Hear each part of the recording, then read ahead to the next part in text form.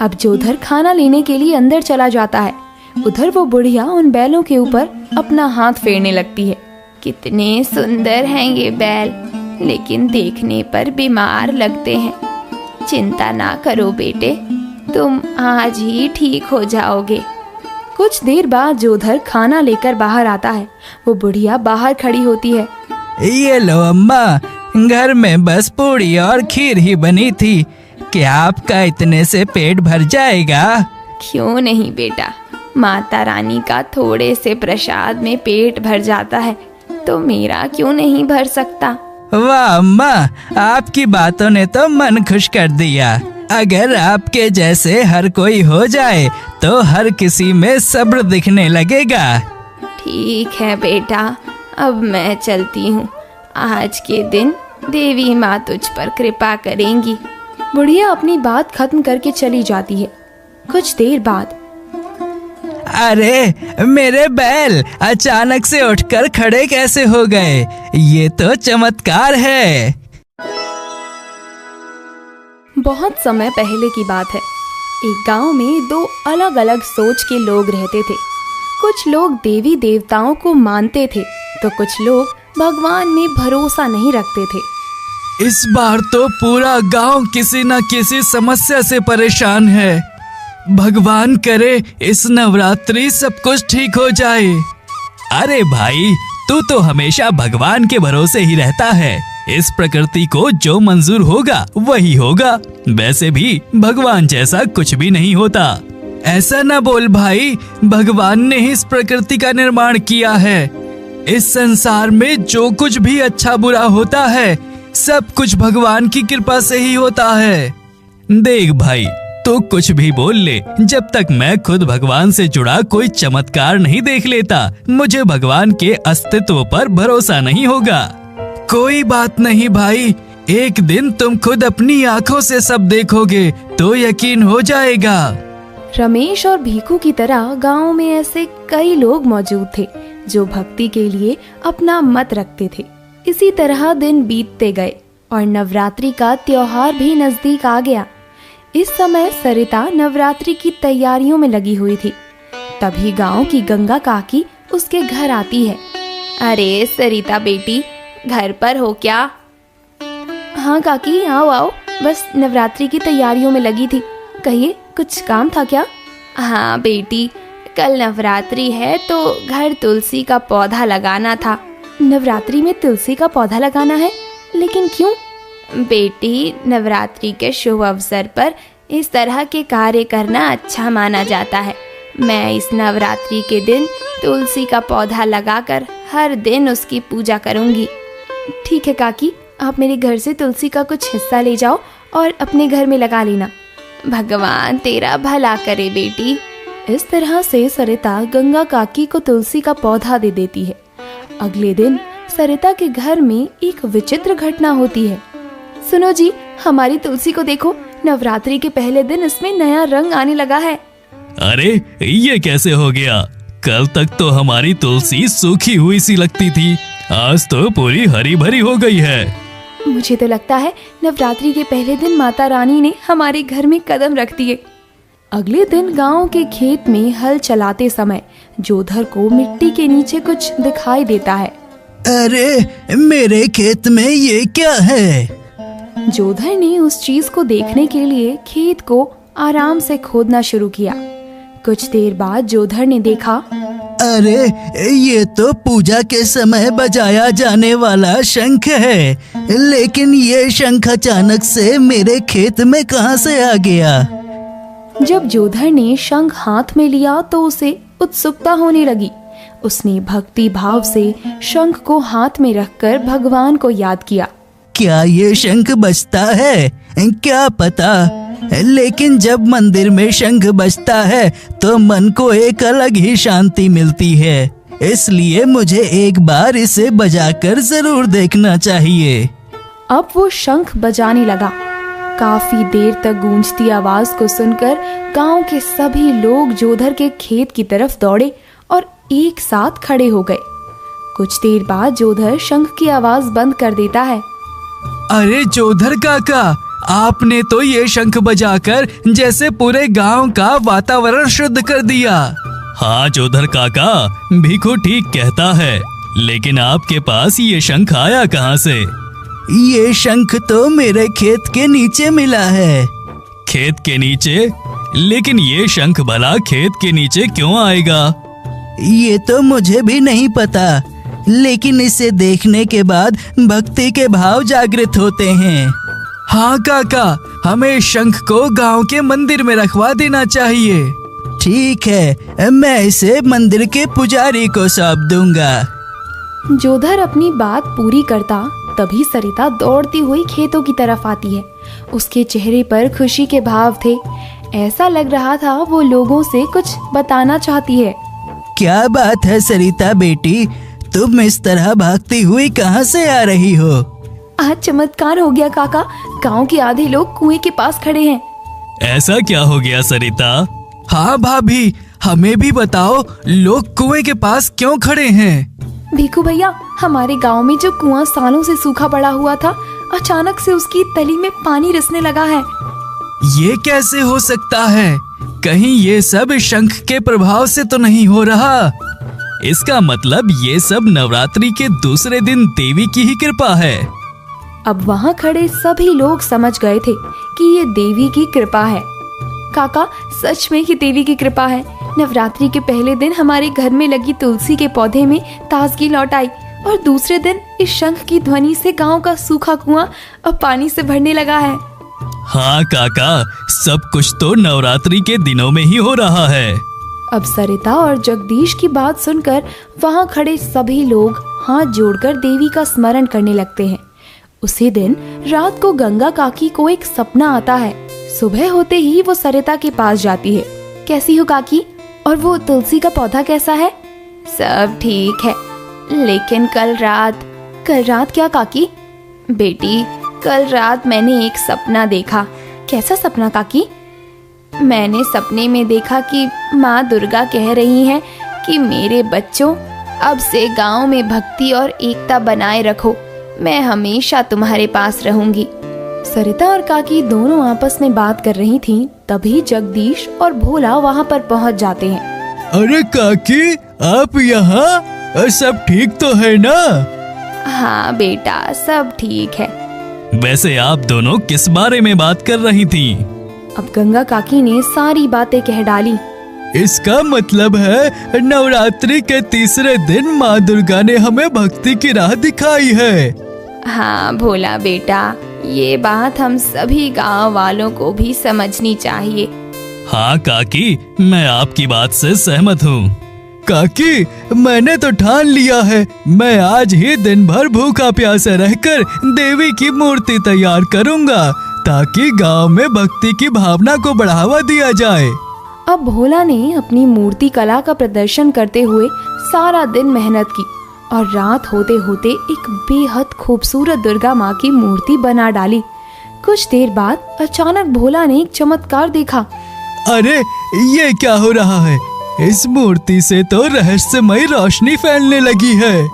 देखते ही देखते ये बात पूरे गांव में फैल गई। अब सभी लोग मूर्ति के पास आकर भीड़ लगाने लगे और देवी की मूर्ति के सामने हाथ जोड़ने लगे। आप धन्य हो माता, अब हमें धीरे धीरे यकीन हो चुका है कि इस गांव में आपके कदम पड़ चुके हैं। हे देवी, आपने इन चमत्कारों से आधे गांव वालों के दिल में भक्ति की भावना जगा दी है। बस आपसे इतनी ही विनती है कि एक दिन ये पूरा गांव आपकी शक्ति को समझकर भक्ति में खो जाए। हाँ पंडित जी, सच कहूँ तो अब मुझे भी लग रहा है कि हमारे गांव में कुछ दिव्य हो रहा है। जिनको पहले भगवान पर भरोसा नहीं था, आज वही ऐसा बोल रहे हैं। ये सब माता रानी की कृपा है। अब गांव वाले हाथ जोड़कर मूर्ति के सामने खड़े हो गए। उनके दिल में श्रद्धा और विश्वास उमड़ आया। सबको लगने लगा कि सचमुच माँ दुर्गा का आशीर्वाद उनके साथ है। अगले दिन यानी नवरात्रि के चौथे दिन भोर के समय अचानक गांव के मंदिर में एक और घटना होती है। फिर सभी लोग मंदिर की ओर दौड़ने लगे। अरे ये क्या हो रहा है? मंदिर का दरवाजा तो बंद है, फिर भी ये घंटी अपने आप कैसे बज रही है? हाँ काका, और अंदर से भजन की आवाज भी आ रही है, मगर दरवाजा तो भीतर से बंद है। आखिर ये कौन गा रहा है? कहीं मंदिर में कोई भूत तो नहीं आ गया है? नवरात्रि के दिनों में ये सब कुछ अपने आप हो रहा है, मतलब देवी खुद आज मंदिर में आई हैं। हाँ बेटा, हो सकता है ये माता रानी की कृपा से ही हो रहा हो। कुछ ही देर में और लोग मंदिर के बाहर इकट्ठा हो गए। सबकी आंखों में जिज्ञासा और डर दोनों झलक रहे थे। उसी रात पूरा गांव मंदिर में भजन गा रहा था। तभी मंदिर के पास की जमीन अचानक हिली और उसमें दरार पड़ गई। अरे भागो भागो, जमीन फट रही है। रमेश की बात सुनकर सभी लोग घबराने लगे। शांत रहो सब लोग, ये डरने की बात नहीं है, ये हमारी माता की शक्ति है। हमें डरना नहीं, विश्वास रखना है। तभी जमीन से स्वच्छ पानी निकलने लगा, जिसे देखकर हर किसी के चेहरे पर खुशी की लहर दौड़ गई। ये तो आंखों देखी चमत्कार हो गया। अब हमारे गांव में पानी के लिए केवल कुएं पर आश्रित नहीं रहना होगा। हाँ, अब तो सरपंच जी भी नलकूप की व्यवस्था आसानी से करवा सकते हैं। अगले दिन नवरात्रि के 5वें दिन जोधर के बैलों की तबीयत ज्यादा खराब हो जाती है। हे भगवान, मेरे इन बैलों के साथ क्या हो गया है? पिछले कई दिनों से इनकी तबीयत खराब चल रही थी, आज तो ये बैठे पड़े हैं। इनकी आंखें बड़ी बड़ी हो रही है, ऐसा लग रहा है जैसे इनके प्राण अभी निकल जाएंगे। जोधर अपने घर पर बैलों के पास खड़ा होकर परेशान हो रहा था। तभी अचानक एक बुढ़िया वहां पर आ जाती है। बेटा, खाने को कुछ मिल सकता है क्या? हाँ, क्यों नहीं अम्मा, लेकिन आप कहाँ रहती हो? आप इस गांव की तो नहीं लगती। बेटा, मैं दूसरे गांव से आई हूँ। वहाँ इस अनाथ बुढ़िया को कोई भी खाने को रोटी नहीं देता। राम राम राम, कैसा गांव है जो एक बुजुर्ग के हालात को नहीं समझता। उनको तो अपने इस कर्म से डरना चाहिए। अरे क्या पता एक दिन उनके बूढ़े होने पर कोई उनके साथ भी ऐसा करे तो क्या होगा।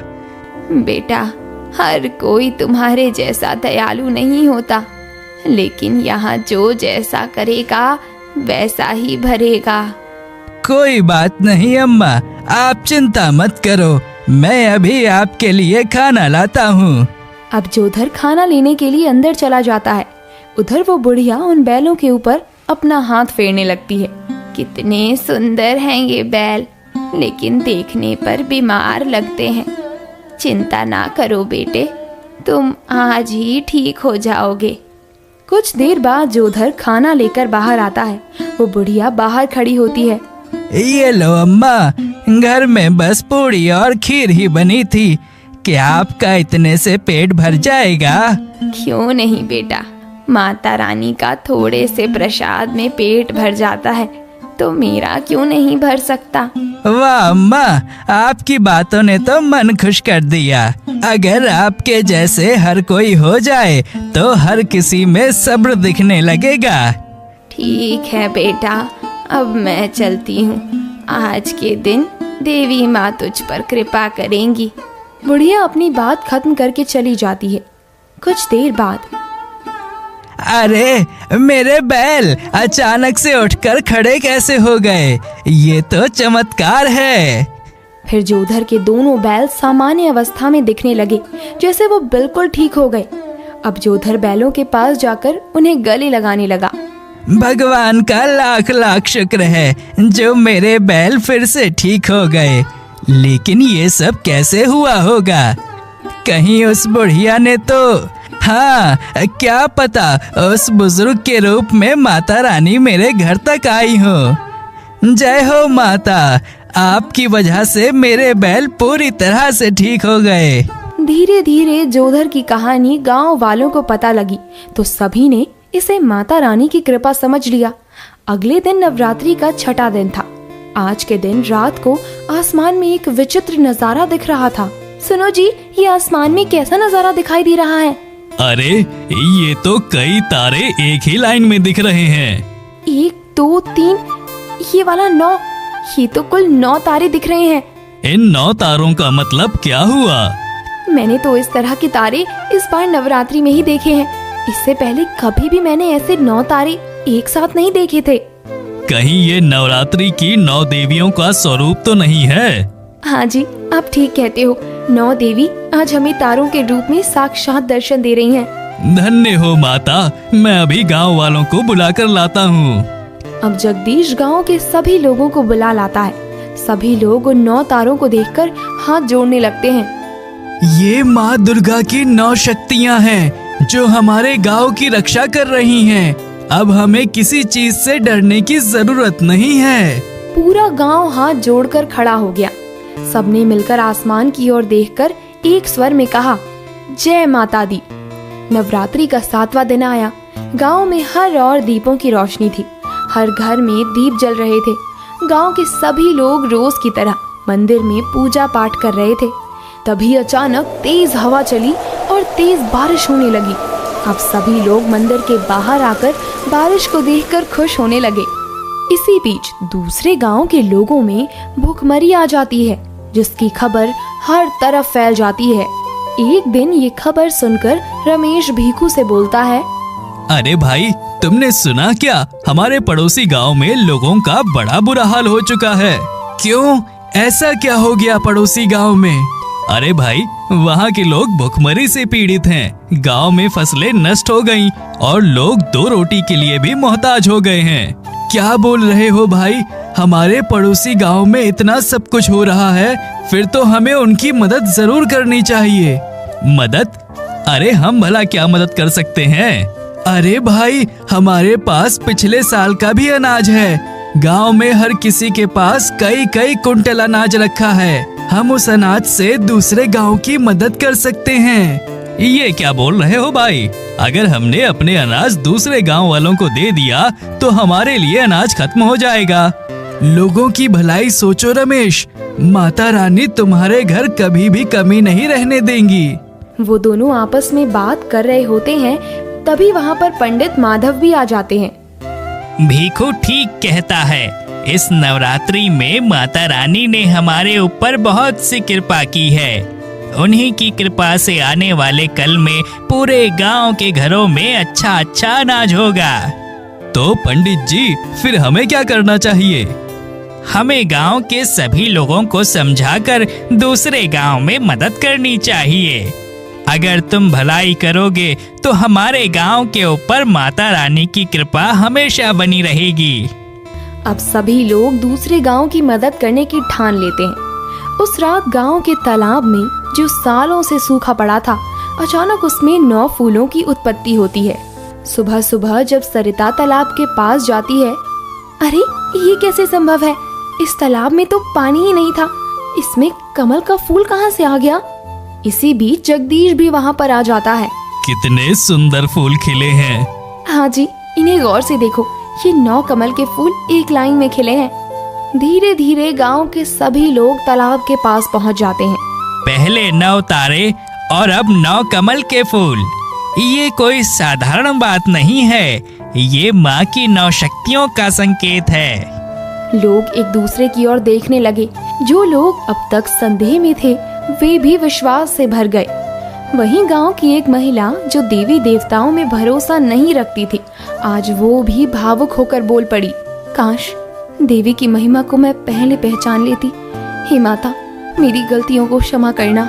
कमला की आंखों से आंसू बहते रहे। सरिता ने उसे गले लगाया और स्नेह से कहा, देखो बहन, माँ सबको माफ कर देती है। अब हम सब मिलकर उनकी सेवा करेंगे और भक्ति का विस्तार करेंगे।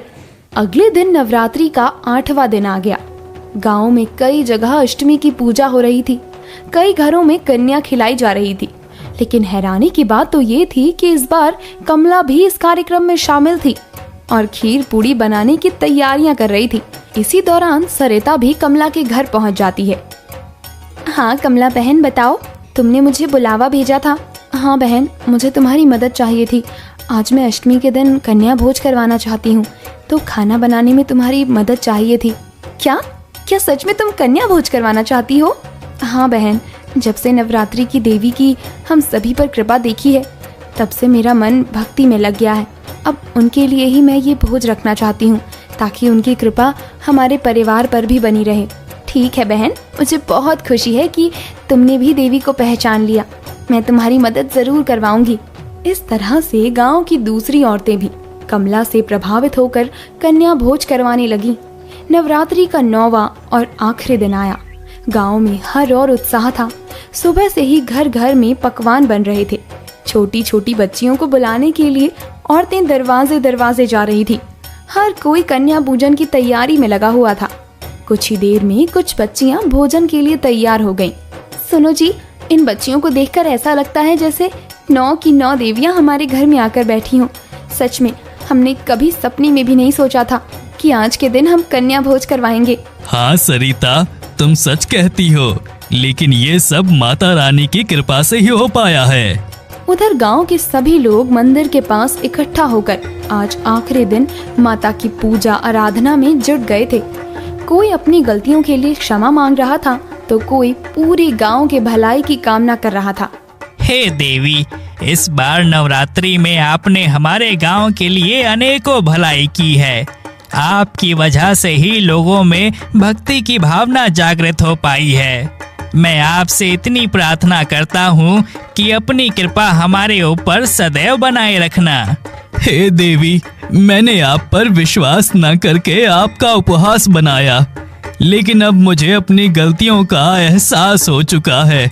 मुझे माफ कर दो। हे देवी, अगर मुझसे भी जाने अनजाने में भूल हो गई हो तो मुझे माफ कर देना। गांव में बीमार लोग धीरे धीरे ठीक होने लगे। जिन घरों में निराशा रहती थी, वहां अब हंसी खुशी का माहौल दिखने लगा। बेटा, मेरा जोड़ों का दर्द तो सालों से था। अब लगता है जैसे धीरे धीरे माँ ने अपना आशीर्वाद दिया है। सब कुछ देवी की कृपा है। पहले जो लोग छोटी छोटी बातों पर झगड़ते थे, अब एक दूसरे की मदद करने लगे। गांव वालों, देवी माँ ने हमें सिखा दिया कि भक्ति और एकता से बड़ा कोई बल नहीं। अब हमें मिलकर रहना है, तभी गांव तरक्की करेगा। उधर गंगा काकी ने तय किया कि अब गांव में एक बड़ा तुलसी का पौधा लगाया जाएगा। उन्होंने पूरे गांव को बुलाकर कहा, अब से हर शाम हम सब मिलकर इस तुलसी के पास दिया जलाएंगे। यही माँ को खुश करने का सबसे आसान रास्ता है। अब तुलसी का पौधा गांव के बीचों बीच लगाया गया। सभी लोगों ने हाथ जोड़कर प्रार्थना की। हमारा गांव कितना बदल चुका है। हर तरफ भक्ति की सुगंध दिखाई देती है। जहाँ कभी लोग भक्ति में भेदभाव करते थे, आज वही लोग सबसे ज्यादा भक्ति में लीन हो चुके हैं। हाँ बहन, माँ ने पूरे गांव वालों को जोड़ दिया। अब तो लगता है हमारे सारे कष्ट दूर हो जाएं। धीरे धीरे गांव की प्रसिद्धि दूर दूर तक फैल गई। आसपास के गांव के लोग भी दर्शन करने आने लगे। मंदिर और तुलसी के पौधों के पास हर दिन भीड़ लगने लगी। भैया, हमने सुना है इस गांव में देवी ने आसरा लिया है। क्या ये बात सच है? हाँ भैया, माँ की कृपा से ही यहाँ पर सब कुछ बदल गया है। आप भी भक्ति से जुड़ जाओ, माँ सबकी सुनती है। हाँ भैया, आपके गांव वालों ने जिस गांव की मदद की थी, मैं उसी गांव का रहने वाला हूँ। जब मैंने चिट्ठी के माध्यम से अपने परिवार को मिली सहायता के बारे में सुना तो मैं भावुक हो गया। उस समय आपने मेरे परिवार की मदद करके मुझ पर सबसे बड़ा उपकार किया। आज मैं भी आपके गांव के लिए कुछ करना चाहता हूँ। अरे भैया, हमारे गांव में तो अब देवी की कृपा है। अगर आपको कुछ करना ही है तो आप अपने गांव वालों के लिए 2 वक्त की रोटी और रोजगार की व्यवस्था कर दीजिए। इससे गरीब और बेसहारा लोगों की भी मदद हो जाएगी। हाँ भैया, ये बात तो आपने बिल्कुल ठीक कही। अब से मैं यही करूँगा।